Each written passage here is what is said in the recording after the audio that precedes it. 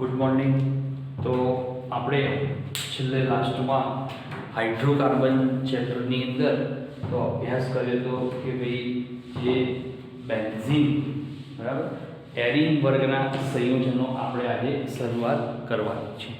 કેમ કે આપણે છેલ્લે આલ્કેન, આલ્કીન, આલ્કાઇન એના સંયોજનોની માહિતી, એમનું નામકરણ, એમાં જોવા મળતી સંઘટકતાનો ગુણધર્મ, એમના ભૌતિક ગુણધર્મો, રાસાયણિક ગુણધર્મો, બનાવટ, એનો આપણે અભ્યાસ પૂરો કર્યો હતો.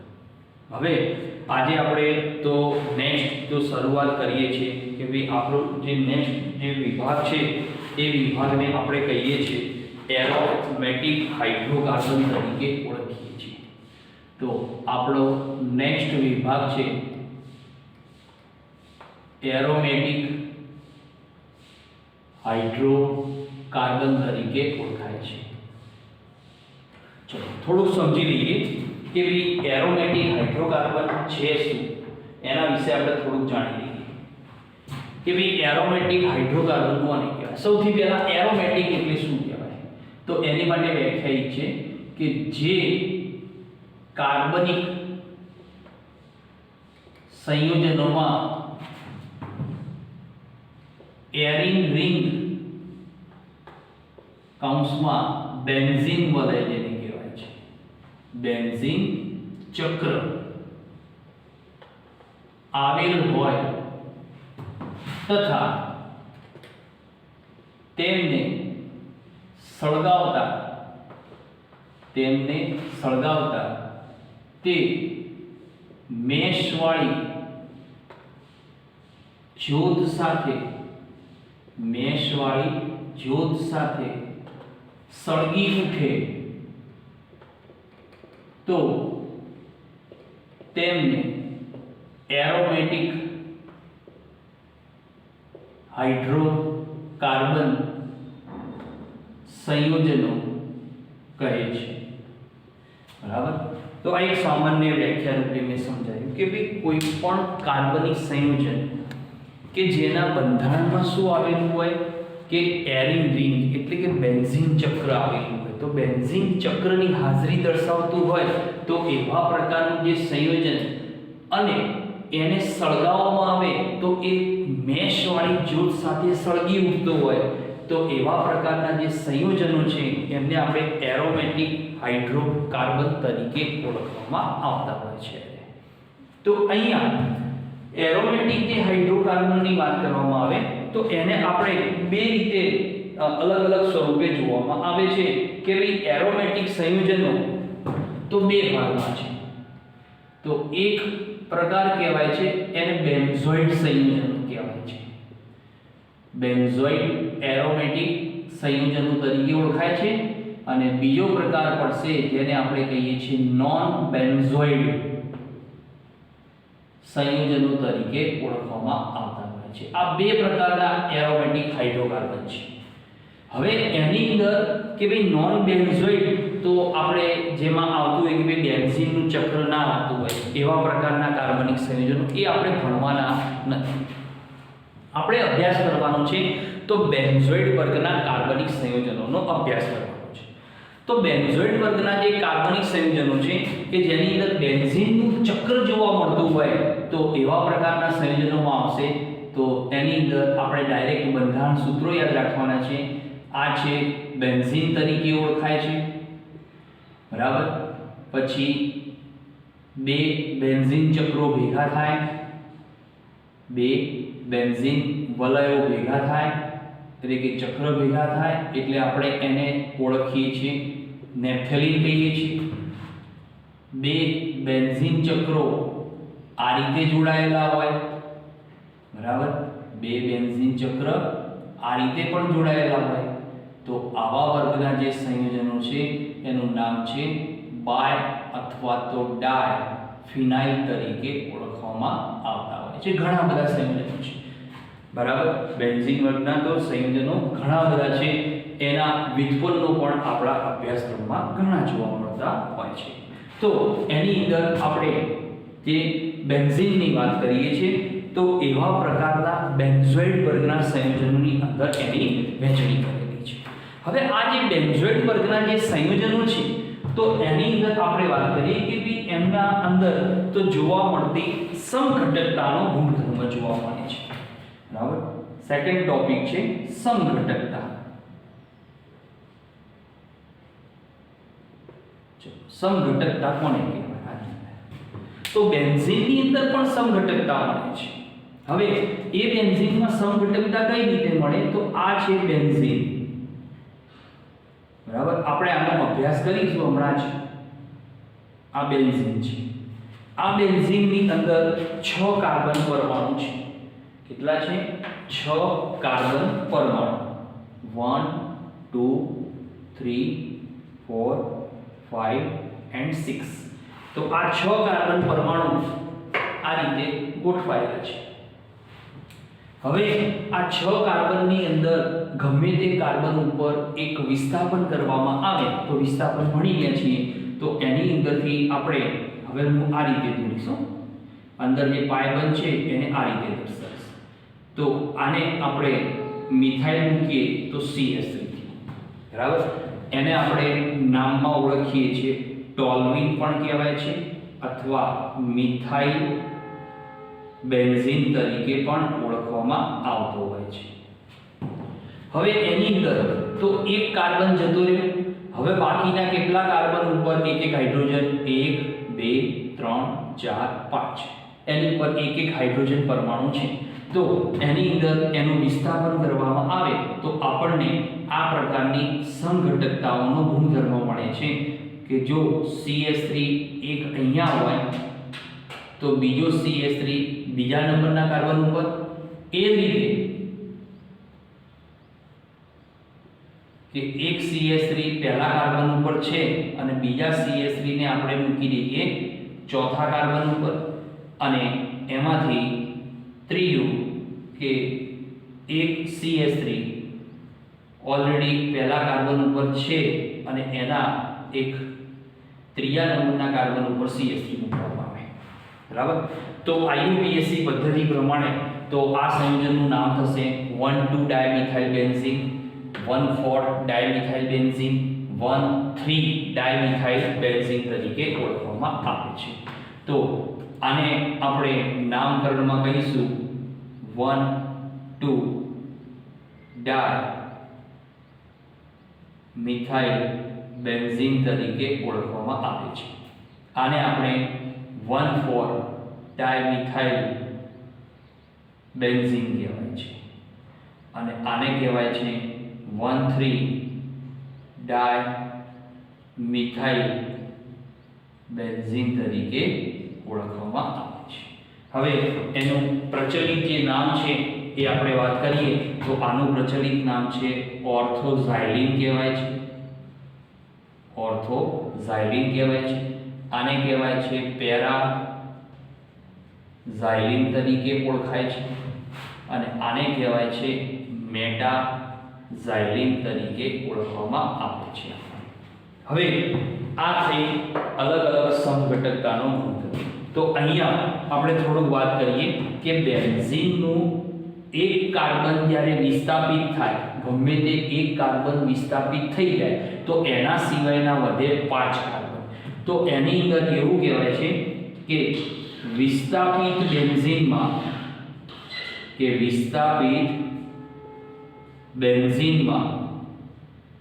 1 2 અથવા 1 6 સ્થાન જેને ઓર્થો એટલે ORTHO જેને આપણે સંકેતમાં O વડે દર્શાવીએ છીએ, O, તથા 1,4 સ્થાન જેને પેરા એટલે PERA સંકેતમાં P વડે દર્શાવવામાં આવે છે, અને 1,3 અથવા 1,5 સ્થાન જેને મેટા મેટા એટલે META એટલે સ્મોલ m વડે દર્શાવાય છે, બરાબર। તો વિસ્થાપિત બેન્ઝીનમાં શું જોવા મળશે? 1,2 અથવા તો 1,6 સ્થાન, જેને આપણે કેવું કહીએ છીએ? ઓર્થો સ્થાન કહેવાય છે। બીજું છે 1,4 સ્થાન, જેને આપણે કયું કહીએ છીએ? પેરા સ્થાન તરીકે ઓળખીએ છીએ। અને 1,3 અથવા 1,5 જે સ્થાન છે એને આપણે કેવું કહીએ છીએ? મેટા સ્થાન તરીકે ઓળખવામાં આવતું હોય છે। તો અહીંયા વિસ્થાપિત કોઈ પણ બેન્ઝીન હોય તો અહીંયા મેં ઓર્થો, મેટા અને પેરા અહીંયા સ્થાન ધરાવતા અહીંયા મેં સમઘટકો વિશેની વાત કરી। તો આ એક પ્રકારની સમઘટકતા છે, બરાબર। તો જેને મેટા વડે દર્શાવાય છે, આને સમઘટકતાનો ગુણધર્મ કહેવાય છે, આને સમઘટકતાનો ગુણ કહેવાય છે। તો બેન્ઝીનમાં આ રીતની સમઘટકતાનો ગુણધર્મ જોવા મળશે, બરાબર। તો વિસ્થાપિત બેન્ઝીનમાં ટાઈપનો સમઘટકતાનો ગુણધર્મ જોવા મળશે। હવે એની અંદર આપણે થોડા ઉદાહરણો જોઈ લઈએ, બરાબર, એટલે તમને પણ થોડો ખ્યાલ આવી જાય। બેન્ઝીન એનું એક કાર્બન CH3 સમૂહ હોય, ઓર્થો સ્થાનમાં OH સમૂહ, બરાબર। બીજું કે બેન્ઝીનની અંદર પહેલો કાર્બન CH3 હોય તો મેટા સ્થાનમાં OH, અને બેન્ઝીનમાં પહેલો કાર્બન CH3 હોય અને પેરામાં OH સમૂહ હોય તો એના આધારે એમને આપણે IUPAC પદ્ધતિમાં તમને નામકરણ શીખવાડી દીધું કે જો બીજા નંબરના કાર્બન ઉપર OH સમૂહ હોય અને પહેલા ઉપર CH3 સમૂહ તો આપણે એને કહીએ છીએ 2 મિથાઇલ ફિનોલ તરીકે પણ ઓળખાય છે। પણ આને આપણે પ્રચલિત રૂપે નામકરણ કરીશું, આને ઓર્થો ક્રેસોલ કહેવાય છે, મેટા ક્રેસોલ તરીકે ઓળખાશે, આ મેટા સ્થાનમાં છે, અને આનું પ્રચલિત નામ થશે પેરા સ્થાનમાં એકબીજાની અંદર ગોઠવાયેલા છે તો પેરા ક્રેસોલ તરીકે ઓળખવામાં આવે છે। તો આ એક પ્રકારની સમઘટકતાનો ગુણધર્મ તરીકે ઓળખવામાં આવે છે, બરાબર। એ સિવાય આપણે એની અંદર બીજા બે ઉદાહરણ લઈ લઈએ। તો બેન્ઝીન ચક્રમાં જો CH3 ની જગ્યાએ NO2 સમૂહ વિસ્થાપિત થયો હોય તો એની અંદર પણ બે પ્રકારના આપણને સમઘટકો મળે છે, તો એકબીજાના મેટા સ્થાનમાં ગોઠવાય છે। શા માટે મેટામાં એ આપણે પાછળ ચર્ચા કરીશું। આપણને બે પ્રકારના સંયોજનો બને છે, એક છે જેને આપણે નામ આપીએ છીએ નાઇટ્રો બેન્ઝીન તરીકે ઓળખાય છે, અને આને કહેવાય છે મેટા ડાય નાઇટ્રો બેન્ઝીન તરીકે ઓળખવામાં આવે છે, બરાબર। તો ઓર્થો, મેટા અને પેરા જેને આપણે નંબર આપેલો છે 1 2 1 6 1 4 એટલે પેરા, 1 3 અથવા 1 5 એટલે મેટા, એને આપણે સંકેતમાં જે ઓર્થો, મેટા અને પેરા જે ઉપયોગમાં લઈએ છીએ પૂર્વક એ IUPAC માં સ્વીકારેલા છે, એટલા માટે આપણે વારે ઘડીએ 1 2 1 3 એવું લખવાની જરૂર પડતી નથી, બરાબર। તો આ રીતે બેન્ઝીનના વિવિધ પ્રકારના સમઘટકો આપણને પ્રાપ્ત થતા હોય છે। એની સમઘટકતા આ ત્રણ સ્વરૂપે જ મળે છે, બીજા કોઈ સ્વરૂપે સમઘટકતા પ્રાપ્ત થતી નથી હોતી। એના પછી આપણે વાત કરીએ કે ભાઈ બેન્ઝીનના બંધારણ વિશેનો ખ્યાલ લઈ લઈએ કે ભાઈ બેન્ઝીનનું બંધારણ। તો સૌથી પહેલા વાત કરીએ કે ભાઈ બેન્ઝીનની સૌથી પહેલા શોધ કરતા વૈજ્ઞાનિક હતો માઇકલ ફેરાડે, બરાબર। કે બેન્ઝીન વિશેનો સૌથી પહેલા જે ખ્યાલ આપનાર વૈજ્ઞાનિક હતો માઇકલ ફેરાડે, કે બેન્ઝીનની સૌપ્રથમવાર શોધ કરનાર માઇકલ ફેરાડે.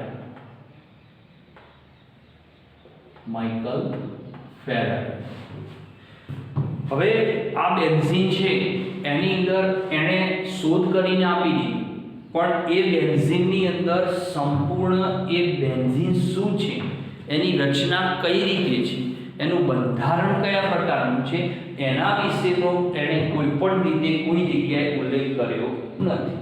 હવે આપણે એની અંદર વાત કરીએ કે ભાઈ એમાં સૌપ્રથમવાર જો સૌથી પહેલા એણે અભ્યાસ કર્યો હોય તો એ વૈજ્ઞાનિક છે કેક્યુલે. બરાબર, એનું નામ છે ઓગસ્ટ કેક્યુલે. ઓગસ્ટ કેક્યુલે દ્વારા સૌપ્રથમવાર માહિતી આપવામાં આવી. એણે શું કરી? સૌપ્રથમવાર એણે માહિતી આપી. કોની? બેન્ઝીન ચક્ર વિશેનો ખ્યાલ આપ્યો, સવિસ્તાર એને સમજૂતી આપવાનો પ્રયત્ન કર્યો છે. હવે એ બેન્ઝીનની અંદર તો જે બેન્ઝીનમાં જે શોધ થઈ ગઈ, બરાબર, તો એ બેન્ઝીનની અંદર એણે જે માહિતી આપી, એ માહિતીમાં એવું કહે છે કે 6 કાર્બન પરમાણુ એકબીજા સાથે એકાંતરિત દ્વિબંધ ની રચનામાં ગોઠવાયેલા હોય છે. તો 6 કાર્બન પરમાણુ એકાંતરિત દ્વિબંધની રચનામાં ગોઠવાયેલા હોય છે. તો એકાંતરિત દ્વિબંધ અહીંયા આ રીતે એકાંતરિત દ્વિબંધ આ રીતની રચનામાં એ ગોઠવાયેલા જોવા મળતા હોય છે. હવે એની અંદર 6 હાઇડ્રોજન પરમાણુ છે. કેટલા છે? 6 હાઇડ્રોજન પરમાણુ. એટલે આપણે વાત કરીએ કે ભાઈ બેન્ઝીનનું અણુસૂત્ર, તો અણુસૂત્ર થાય C6H6. કારણ કે આપણે ભણી ગયા ભાઈ એરિન સંયોજનો. એરિન સંયોજનોમાં શું હોય? તો એનું સામાન્ય સૂત્ર મેં તમને એક ઓઠો ચલાવ્યો હતો શરૂઆતમાં ચેપ્ટરની અંદર. તો એમાં આપણે સમજાય કે ભાઈ શરૂઆતમાં CnH2n-6 એનું આપણે સામાન્ય સૂત્ર તરીકે એરિનનું લેવામાં આવતું હોય છે. હવે એની અંદર કેક્યુલે એનો અભ્યાસ કર્યો છે. કેક્યુલે આ બેન્ઝીનના એના 2 પ્રકારના બંધારણો બનાવ્યા કે જેની અંદર એકાંતરિત જે પાયબંધ હતો, એ એકાંતરિત પાયબંધ એ દરેક 2 કાર્બન વચ્ચે મૂવમેન્ટ પામતો હોય છે, ફરતો રહેતો હોય છે. તો અહીંયા એકાંતરિત જે પાયબંધ છે એ અહીંયા ફરતો રહેતો હોય છે. તો હવે પાયબંધ આ 2 કાર્બન, આ 2 કાર્બન અને આ 2 કાર્બન વચ્ચે આપણને જોવા મળતો હોય છે. તો આ રીતે બેન્ઝીનની અંદર કેક્યુલે દ્વારા અભ્યાસ કરવામાં આવ્યો કે બેન્ઝીનના એને 2 બંધારણ સૂત્રો આપ્યા. બંને બંધારણ સૂત્રો કેવા હતા? એકબીજામાં પરિવર્તનશીલ જોવા મળતા હતા. અને આ બંને બંધારણ સૂત્રો વચ્ચેનું એક આપણને જે મધ્યવર્તી અવસ્થાનું એક સૂત્ર મળે છે. તો એ જે સૂત્ર છે કે જેની અંદર તો આ જે પાયબંધ છે જેને આપણે મધ્યવર્તી સંક્રાંતિ અવસ્થાનું સૂત્ર તરીકે ઓળખીએ છીએ. તો આ જે પાયબંધ છે એ પાયબંધ દરેક 2 કાર્બન વચ્ચે મૂવમેન્ટ પામતો હોય એટલે આપણે એને બીજા અર્થમાં એ પાયબંધને અહીંયા તૂટક લાઈન સ્વરૂપે આ પાયબંધ આખો ફરતો રહેતો હોય છે. બરાબર, તો આવા પ્રકારની એક મધ્યવર્તી અવસ્થા મળે છે. આને કહેવાય છે મધ્યવર્તી સંક્રાંતિ અવસ્થા એની અંદરથી પ્રાપ્ત થતી હોય છે. તો આ છે મધ્યવર્તી સંક્રાંતિ અવસ્થા. હવે એ અવસ્થા એને સાબિત કરવી જોઈએ કે બંનેમાં એટલે કે સૂત્ર નંબર A અને સૂત્ર નંબર B બંને સૂત્રો એકબીજામાં પરિવર્તિત થતા હોય છે. એટલે એનો શું ખ્યાલ આપી દીધો? સંસ્પદનનો ખ્યાલ મળે છે. આ રચના શું ધરાવે છે? સંસ્પદન વિશેનો ખ્યાલ ધરાવે છે. તો આ બે સૂત્રો શું આપે છે? બેન્ઝીનના સંસ્પંદન સૂત્રોની માહિતી મળે છે આમાંથી. હવે એની અંદર મધ્યવર્તી જે સંક્રાંતિ અવસ્થા મળે છે કે જેમાં પાયબંધ મેં અહીંયા ત્રુટક લાઈન સ્વરૂપે દર્શાવ્યો છે, એટલે કે પાયબંધ દરેક બે કાર્બન વચ્ચે ફરતો રહેતો જોવા મળતો હોય છે. હવે આ રીતે મૂવમેન્ટ પામે એટલે આપણે આ બેન્ઝીનના ચક્રને આપણે સામાન્ય રીતે તો કઈ રીતે દર્શાવીએ છીએ? તો એને આપણે આ રીતે એને દર્શાવવામાં આવતું હોય છે. તો આ બેન્ઝીન એને આપણે સંપૂર્ણ રીતે તો અહીંયા CH એને આ રીતે દર્શાવવામાં આવે છે અને વચ્ચે પાયબંધ આ રીતે દર્શાવવામાં આવે છે. તો બેન્ઝીન અહીંયા સાબિતી આપે છે.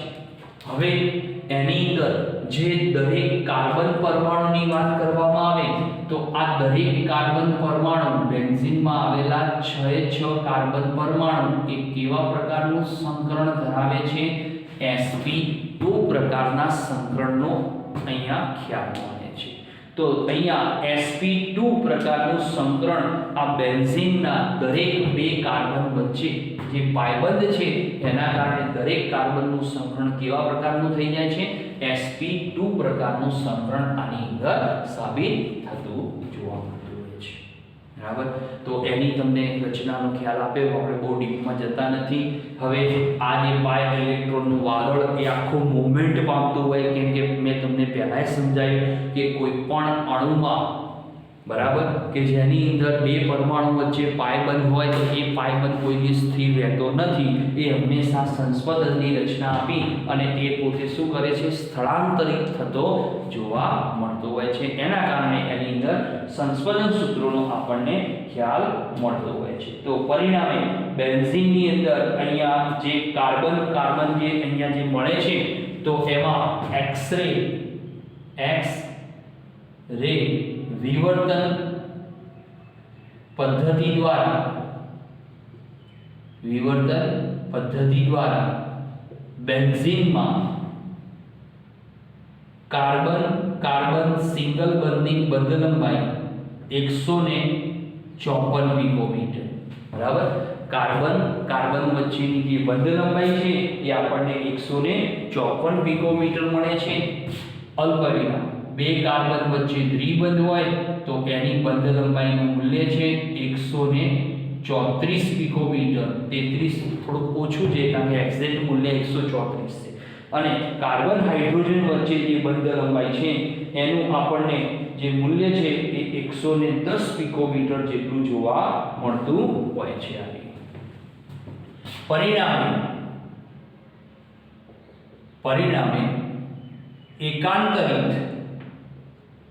એકાંતરિત બે કાર્બન વચ્ચેની બે કાર્બન પરમાણુ વચ્ચેની બંધ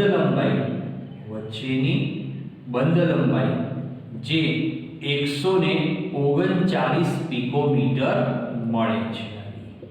આ આપણે ઓઝોનના જેવું સૂત્ર. તો અહીંયા આ બે સૂત્રો છે એમાં દ્વિબંધની બંધ લંબાઈ 134, સિંગલની 154 કાર્બન છે.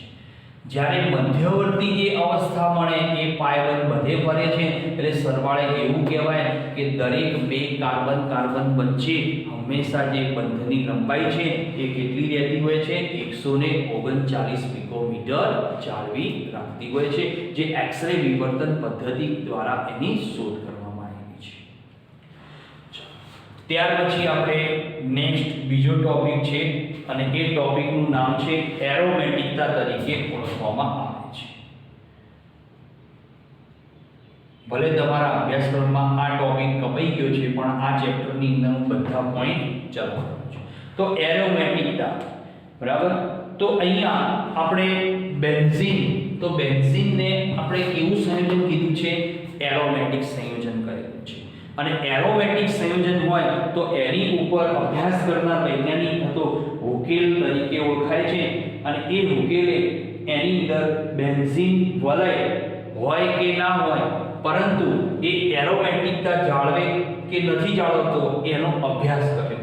તો એણે એવું કીધું કે જે કાર્બનિક સંયોજનમાં બેન્ઝીન વલય હોય કે ના હોય, બરાબર, પરંતુ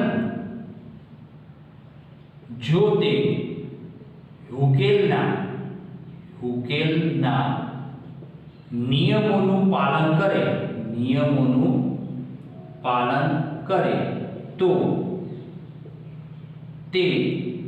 તેનો ગુણ એરોમેટિક ગુણ કહેવાય છે. તેનો ગુણ એરોમેટિક કહેવાય છે. એટલે કે જે કાર્બનિક સંયોજનોમાં બેન્ઝીન વલય હોય કે ન હોય, પરંતુ ઉકેલના નિયમોનું પાલન કરે તો એની અંદર એરોમેટિકનો ગુણધર્મ આપમેળે દાખલ થતો જોવા મળતો હોય છે. તો એની માટે અહીંયા ઉકેલે 3 વિશેનો ખ્યાલ આપ્યો કે એક કે સમતલીયતા. નિયમોની અંદર એને વાત કરી સમતલીયતા. તો એક જ સમતલમાં એની રચના હોય તો તમે બેન્ઝીનની રચના જુઓ તો એક જ સમતલની અંદર એની સમતલીયતા જોવા મળતી હોય છે દરેક કાર્બનિક સંયોજનોમાં. બીજો નિયમમાં એમ કહે છે કે જે પાયબંધ છે, બરાબર, એ પાયબંધ કે જેની અંદર એવું કહેવાય છે કે પાય ઇલેક્ટ્રોન જે ધરાવે છે એનું વિસ્થાનીકરણ થવું જોઈએ. કે પાય ઇલેક્ટ્રોન યુગ્મોનું શું થવું જોઈએ? વિસ્થાનીકરણ એટલે એક જગ્યાએ સ્થિરતા રહેવા જોઈએ, મૂવમેન્ટ પામતા જોવા મળતા હોય છે. અને ત્રીજું એમ કહે છે કે આ મોસ્ટ આઈમ્પી કે જેમાં 4n+2 પાય ઇલેક્ટ્રોન હોય તો જ એરોમેટિકનો ગુણધર્મ જોવા મળે. દરેક કાર્બનિક સંયોજન સમતલીયતા ધરાવે. દરેક કાર્બનિક સંયોજનોમાં જો પાય ઇલેક્ટ્રોન હોય તો એ પોતે વિસ્થાનીકરણ એટલે કે બે કાર્બનથી બીજા બે કાર્બન તરફ મૂવમેન્ટ પામતું હોય, એટલે કે સ્થળાંતરણ પામતું. પણ ત્રીજો એમ કહે છે કે 4n+2 પાય ઇલેક્ટ્રોન હોવા જોઈએ, બરાબર. તો અહીંયા જે n છે કે જ્યાં n બરાબર ચક્રની સંખ્યા કહેવાય છે. જે પણ સંયોજન હોય એમાં શું કહેવાય છે? ચક્રની સંખ્યા. ચલો એને સમજવા માટે જો બેન્ઝીનથી શરૂઆત કરીએ કે ભાઈ બેન્ઝીન એ એરોમેટિકતાનો ગુણધર્મ એટલે ઉકેલના નિયમનું પાલન કરે છે કે નથી કરતો, તો લઈએ બેન્ઝીન. હવે આ બેન્ઝીનની અંદર તો તમે પાયબંધ આ રીતે આપણે દર્શાવીએ સમજવા માટે. હવે એની અંદર તો તમે ત્રણેય નિયમોનું પાલન થાય છે કે નહીં, તો પહેલા બે તો દરેકમાં પાલન થાય, પણ ત્રીજો ચેક કરવાનો. ચલો n બરાબર ચક્રની સંખ્યા કેટલી છે? તો 1 છે.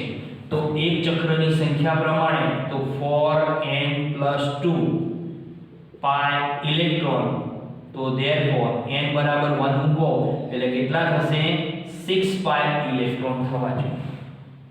તો તમે આ બેન્ઝીનની અંદર જુઓ પાયબંધની સંખ્યા કેટલી? 3.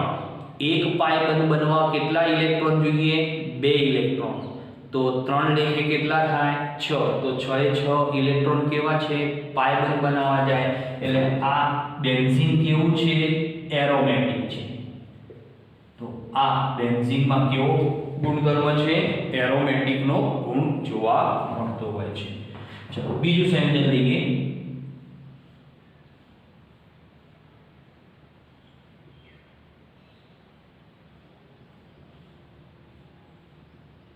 આ સંયોજન એનું નામ છે નેપ્થેલિન, અને બેન્ઝીન કહેવાય છે અને નેપ્થેલિન. હવે નેપ્થેલિનમાં તો ગણતરીમાં 4n+2 પાય ઇલેક્ટ્રોન પ્રમાણે તો નેપ્થેલિનમાં શું જોવા મળશે? 4n+2 પાય ઇલેક્ટ્રોન તો ઇઝ ઇક્વલ, ચલો કેટલા મળશે અહીંયા? તો n બરાબર ચક્ર કેટલા છે? તો 1 અને 2 ચક્ર ધરાવે છે. તો ચક્રની સંખ્યા 2 છે, તો 2 ચક્ર એટલે અહીંયા 4 નું 8 ને 2 10. તો પાય ઇલેક્ટ્રોનની સંખ્યા કેટલી થઈ? 10 થઈ. એટલે આની અંદર કેવો ગુણધર્મ છે એરોમેટિક કેમ કે આ સંયોજનોમાં પાય ઇલેક્ટ્રોન તો પહેલા પાય બંધ જુઓ 1 2 3 4 5 એકમાં 2 ઇલેક્ટ્રોન તો 5 2 10 ઇલેક્ટ્રોન થઈ ગયા તો 10 ઇલેક્ટ્રોન કેવા પાય બંધ બનાવવા જાય છે બીજું સંયોજન લઈએ એરોમેટિકના ગુણધર્મોમાં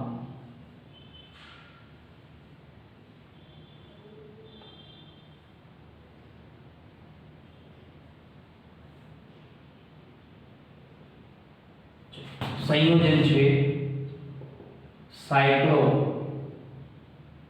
બરાબર 1 સોરી અહીંયાથી ગણીએ તો 1 2 એ પ્રમાણે ગણો તો સાયક્લો 1 2 3 1 3 સાયક્લો પેન્ટ 1 3 ડાય બરાબર આ પ્રકારનું એક સંયોજન છે હવે આ એરોમેટિક છે કે નહીં એને આપણે સાબિત કરવું છે આમ તો આઈયુપીસી નામના લખો ચાલે હવે એરોમેટિક સાબિત કરવા માટે તો પહેલા બે તો સાબિત થઈ જાય પણ 4n+2 પાય ઇલેક્ટ્રોન હોવા જોઈએ તો 4n+2 પાય ઇલેક્ટ્રોન એના પ્રમાણે ચલો ચક્રની સંખ્યા કેટલી એક છે એક પ્રમાણે કેટલા ઇલેક્ટ્રોન થશે 6 પાય ઇલેક્ટ્રોન તો તમે જુઓ હવે આની અંદર સમજાઈ ગયું કે પાય ઇલેક્ટ્રોનની સંખ્યા તો આમાં 2 આ બંધમાં 2 કેટલા થયા 4 અને આ જે ઋણ વીજભારિત ઇલેક્ટ્રોન યુગ્મ છે એ કોઈ પણ જગ્યાએ પાય બંધ બનાવવાની ક્ષમતા છે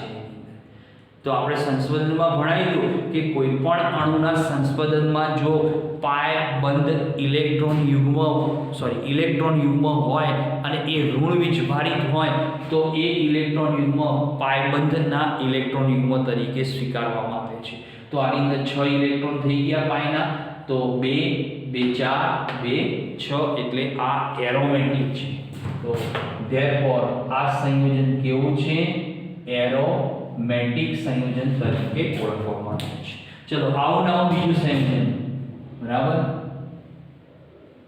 હવે આ સંયોજનનો આપણે તો નામ લખવા બેસતા નથી ચલો અહીંયા ધન વીજભાર હવે 4n+2 પાય ઇલેક્ટ્રોન પ્રમાણે ચલો 4n+2 પાય ઇલેક્ટ્રોનના નિયમ પ્રમાણે કેટલા થવા જોઈએ 6 પાય ઇલેક્ટ્રોન તો આની અંદર 6 પાય ઇલેક્ટ્રોન છે નહીં કેમ કે 4 જ ઇલેક્ટ્રોન પાય બંધમાં છે જ્યારે પેલો ધન વીજભાર છે એટલે ધેરફોર આ કેવું બને છે નોન એરોમેટિક કહેવાય છે આ એરોમેટિકનો ગુણધર્મનો નિયમનું પાલન કરતો નથી હોતો ચલો એ સિવાય લઈએ તો એન્થ્રેસીન લઈએ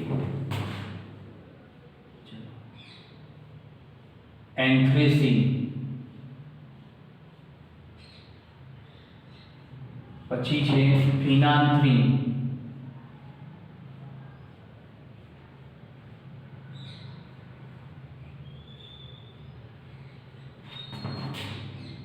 ये આ પાઇપ બંધની રચના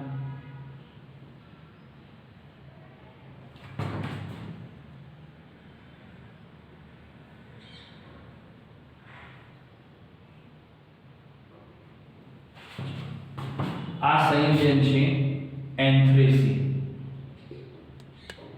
અને આ સંયોજન છે ફિનાન્થ્રીન હવે આ બંને સંયોજનોમાં આપણે ઉકેલનો નિયમ એટલે એરોમેટિક ગુણધર્મ છે કે નહીં તો એની અંદર ચેક કરીએ તો 4n+2 પાય ઇલેક્ટ્રોન પ્રમાણે ચલો આની અંદર તો n બરાબર કેટલા ચક્ર થાય 3 તો 3 ચોક 12 12 ને 2 14 એટલે કેટલા ઇલેક્ટ્રોન હોવા જોઈએ 14 પાય ચલો ફિનાન્થ્રીનમાં પણ કેટલા છે 3 ચક્ર છે તો એના પ્રમાણે પણ એમાં કેટલા હોવા જોઈએ 14 પાય ઇલેક્ટ્રોન તો હવે અંદર રચનામાં જોઈશું કે અહીંયા આની રચનામાં એન્થ્રેસીન અને ફિનાન્થ્રીન બંનેની રચનામાં તમે પાય બંધની સંખ્યા ગણો તો 3 2 5 2 7 અહીંયા પણ 3 2 5 2 7 તો 7 પાય બંધ છે એટલે એક પાય બંધમાં 2 ઇલેક્ટ્રોન તો 7 લેખે કેટલા થશે 14 પાય ઇલેક્ટ્રોન થશે એટલે આ બંને સંયોજનો કેવા છે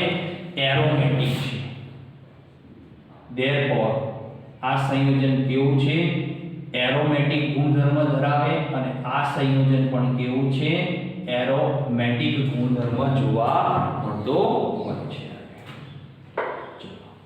ત્યાર પછી આપણે નેક્સ્ટ વાત કરીએ તો બેન્ઝીનની બનાવટ વિશેનો અભ્યાસ કરી નાખીએ એટલે લાસ્ટમાં આપણે બાકી રહેશે બેન્ઝીનના ગુણધર્મો ચલો બેન્ઝીનની બનાવટ હવે આ બેન્ઝીનની બનાવટમાં ગઈ વખતે છેલ્લા લાસ્ટ પિરિયડમાં આલ્કાઇનના રાસાયણિક ગુણધર્મોમાં ભણી ગયા હતા તો પહેલી બનાવટ છે કે 3 મોલ એસિટિલિનના અણુઓ તો 3 મોલ એસિટિલિનના અણુઓ વચ્ચે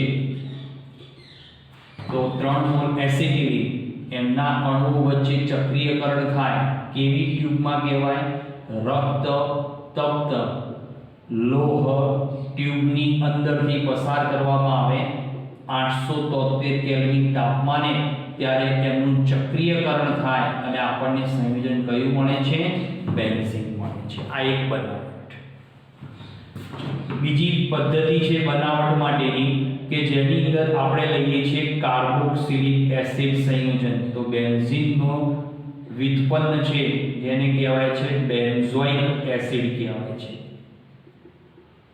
આ બેન્ઝોઇક એસિડને આપણે સોડા લાઇમની હાજરીમાં ગરમ કરવામાં આવે છે તો સોડા લાઇમ પણ ભણાઈ દીધો તમને NaOH અને કેલ્શિયમ ઓક્સાઇડનું મિશ્રણ કહેવાય 3:1 નો પાર્ટ ધરાવે 3 ભાગ સોડિયમ હાઇડ્રોક્સાઇડ હોય છે તો બનશે વચગાળાની નીપજ બનશે સોડિયમ બેન્ઝોએટ બને છે આ સોડિયમ બેન્ઝોએટને તમે આગળ ગરમ કરો વધુ માત્રામાં NaOH ની હાજરીમાં તો વધુ માત્રામાં સોડા લાઇનમાં NaOH ઉમેરીને ગરમ કરો એટલે એમાંથી આપણે છૂટો પડશે પદાર્થ તો COOH બેન્ઝીન બનશે અને વત્તા Na2CO3 છૂટો પડશે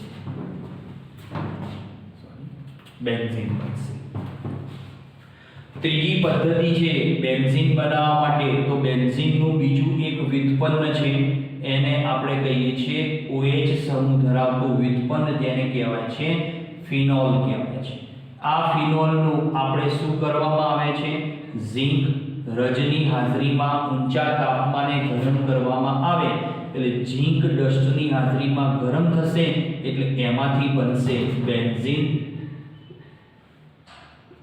સંયોજન બનશે બેન્ઝીન અને વત્તા છૂટો પડશે ઝિંક ઓક્સાઇડ એમાંથી છૂટો પડી જાય છે તો અહીંયા બેન્ઝીનની બનાવટ માટેની તો મુખ્ય 3 પદ્ધતિઓ છે એ 3 પદ્ધતિની અંદર તો 3 મોલ એસિટિલિનના અણુઓનું રક્ત તપ્ત લોહ ટ્યુબમાં 873 કેલ્વિને બેન્ઝીન બનશે ચક્રીયકરણની રીત બેન્ઝોઇક એસિડની સોડા લાઇમ સાથે પ્રક્રિયા ડીકાર્બોક્સિલેશન પ્રક્રિયા કહેવાય એમાંથી પણ બેન્ઝીન બનશે અને ફિનોલને ઝિંક ડસ્ટની હાજરીમાં ગરમ કરવામાં આવે એટલે એમાંથી બેન્ઝીન સંયોજન આપણને પ્રાપ્ત થતું હોય છે હવે આ જે બેન્ઝીન મળે છે એની અંદર આપણે થોડી વાત કરીએ એના થોડા ભૌતિક ગુણધર્મો વિશેનો ખ્યાલ લઈ લઈએ થોડો કે બેન્ઝીન કેવો છે અધ્રુવીય છે બેન્ઝીન અધ્રુવીય જે